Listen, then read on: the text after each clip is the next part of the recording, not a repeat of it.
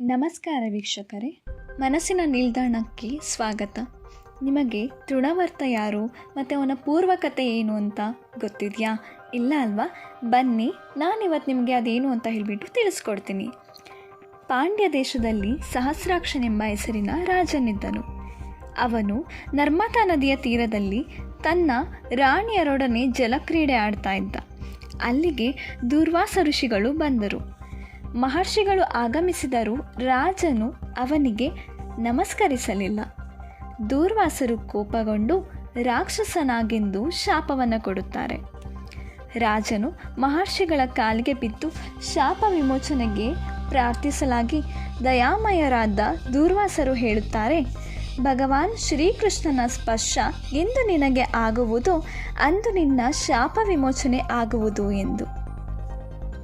ಹೀಗೆಯೇ ಈ ಕಾರಣದಿಂದ ರಾಜನು ರಾಕ್ಷಸನಾಗಿ ಕಂಸನ ಸೇವಕನಾದನು.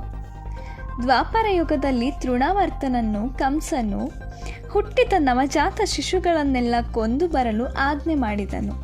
ಅದರಂತೆ ಬಂದ ತೃಣವರ್ತನು ಗೋಕುಲವನ್ನೆಲ್ಲ ಧೂಳಿನಿಂದ ಕೂಡುವಂತೆ ಮಾಡಿ ಬಿರುಗಾಳಿ ಎಬ್ಬಿಸಿದನು. ಜನರೆಲ್ಲ ಕಳವಳಗೊಂಡಿರುವಾಗ ಮುತ್ತು ಕೃಷ್ಣನನ್ನು ಪುಟ್ಟ ಮಗುವೆಂದು ಭಾವಿಸಿ ಬಿರುಗಾಳಿಯಾಗಿ ಅಂತರಿಕ್ಷಕ್ಕೆ ಕರೆದೊಯ್ಯುತ್ತಾನೆ. ಮೇಲೆ ಹೋಗುತ್ತಿದ್ದಂತೆ ಕೃಷ್ಣನು ಮಿತಿಮೀರಿ ಭಾರವಾಗಿ ತೃಣವರ್ತನಿಗೆ ಎತ್ತಿಕೊಂಡು ಹೋಗಲು ಸಾಧ್ಯವಾಗಲಿಲ್ಲ.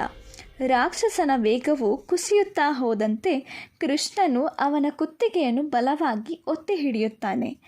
ಕೃಷ್ಣನ ಬಲವಾದ ಹಿಡಿತದಿಂದ ಅವನಿಗೆ ತಪ್ಪಿಸಿಕೊಳ್ಳಲು ಸಾಧ್ಯವಾಗಲೇ ಇಲ್ಲ. ಅವನ ಕಣ್ಣುಗುಂಡೆ ಹೊರಚಾಚಿ ಅಬ್ಬರವು ಉಡುಗಿ ಹೋಗಿ ಅವನು ಸತ್ತು ಕೆಳಗೆ ಬೀಳುತ್ತಾನೆ.